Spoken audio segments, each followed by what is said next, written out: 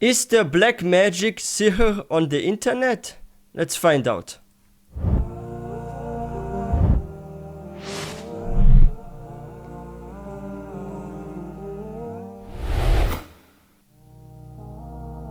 Teachers in Medina, they tell me that when the radio was first introduced in Saudi Arabia, and this isn't just in Saudi Arabia, in every Muslim land the same thing happened. When the radio was first introduced, pretty much all the scholars said this is haram.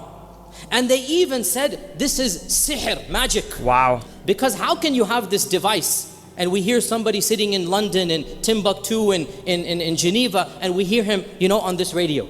This must be sihr. And my teachers tell me this, that their teachers told them that when the radio came to Saudi Arabia, they actually, some of them actually went to the... They thought this was sihr, black magic. It's like funny. There was like this one, what is that cartoon that I watched as a kid? Yeah, there was like a cartoon I watched when I was a kid. And there were like cave people. And there was a guy that actually... Was it medieval? No, I think it was a cave. Yeah, it was in a cave. And there was like a guy that actually started a fire. And they called him a magician, and they wanted to kill him because he made a fire, and they never saw a fire before. And I feel like when the radio was first introduced, or the TV, people thought this was also like witchcraft or magic or something, right? Just like in this cartoon with the cave people, how someone said that this guy was like a magician or something, right? Because he created a fire by hitting some rocks, right? And then the woods, the branches, they started burning, right? Like, oh, this must be magic. Yeah, a lot of people felt that way with the radio and maybe the TV. I'm sure of it when it first came out. They actually, some of them actually went to the transmission towers. They actually went underneath those transmission towers and read Quran, hoping to destroy the sihr of the radio waves. Wow. Hoping to destroy that. Khalas, there's not going to be any more radio waves, and we're going to destroy it. Now, King Abdul Aziz, who was a very forward-thinking person in many ways, what did King Abdul Aziz do? King Abdul Aziz basically called all of the scholars to a majlis, and he told the Saudi Arabian Radio Society that had just newly established, he said, recite the Quran on the radio. Yeah. So for the first time, the scholars heard the radio, and they heard the Quran being recited on the radio, and they said, this cannot be sihr then. Yeah. Because if it's sihr, then there cannot be Quran. And so they changed their mind about the radio. You know how like a lot of people that are saying that they are super woke and they know what's going on, Illuminati stuff, this and that, how they are saying that the media is being used to brainwash and manipulate us. And guess what? That is true to some extent, and we are being programmed, and like there are higher powers that have a agenda that they are pushing on us. Like this is all real, but you can use the media also for good things, like we have here with the radio, to recite the Quran, right? To teach about Islam, to spread positivity, to educate people. Like there are so many useful videos actually on YouTube. This is crazy. There are videos how to make a washing machine function, how to install a fridge, how to actually exchange the wheel of a car, how to fix a broken, I don't know, dishwasher, this and that. Like you have a lot of crazy but like also useful videos on the internet, and you just need to be careful with how you use the media and what sort of videos you're watching, right? Or how you do camping, for example, and all that. Like you have a lot of useful tutorials. Same when it comes to fitness, how to do certain exercises. So yeah, you have good and bad on the internet. You just have to be careful how you're using the media and how your children as a parent are using the media and what they are watching there. Because there's like a lot of haram stuff. I'm not gonna lie. I'm not gonna say that the internet is completely safe for kids. No, it's not. There's a lot of programming happening, a lot of brainwashing, a lot of negativity. There's like so much haram and fitna going on. But if you know how to use the media correctly, it can be a strong weapon that also increases your faith, your iman. So yeah, may Allah protect us from evil stuff online, Ameen. And may Allah protect the kids from evil stuff as well, Ameen. But guess what happened when TV was introduced? Much worse. In fact, just a side point here is one of my tangents here. When they introduced the television, it wasn't just reading Quran under the towers.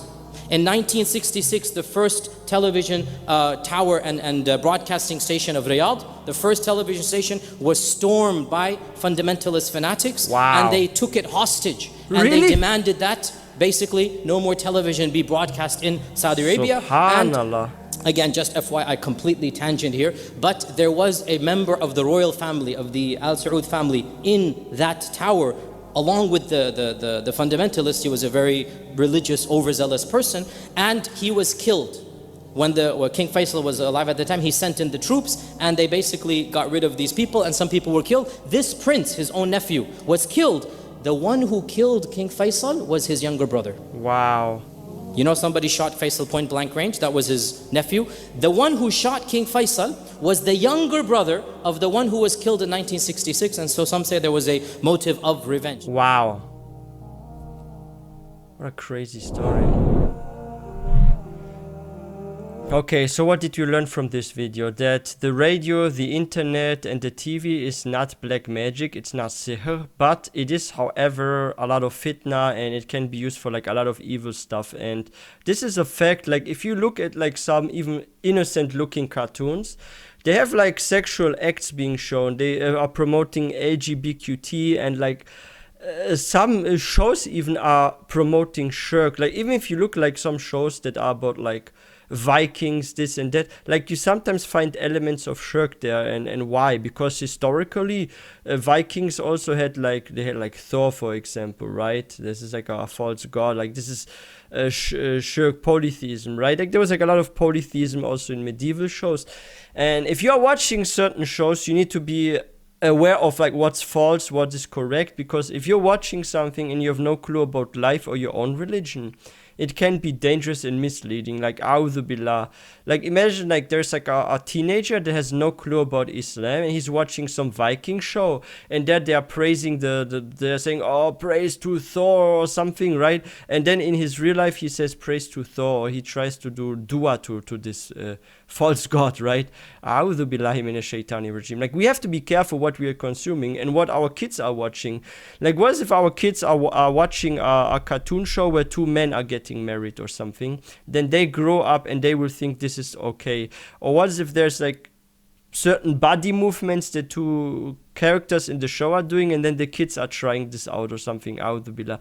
Like, this is very dangerous. Or some shows also on the radio, like, music is haram, right? So you shouldn't listen to it. But not just that it is haram, there's like a lot of evil lyrics these days, right? You have songs that talk about zina, about drugs, about self-harm, about depression, this and that, and people become depressed themselves or fall into such sins because they keep listening to that on the radio. So yeah, may Allah protect the ummah from this, I mean. And this is like very, very, very dangerous. And what I also remember, and this was like in my younger days, right?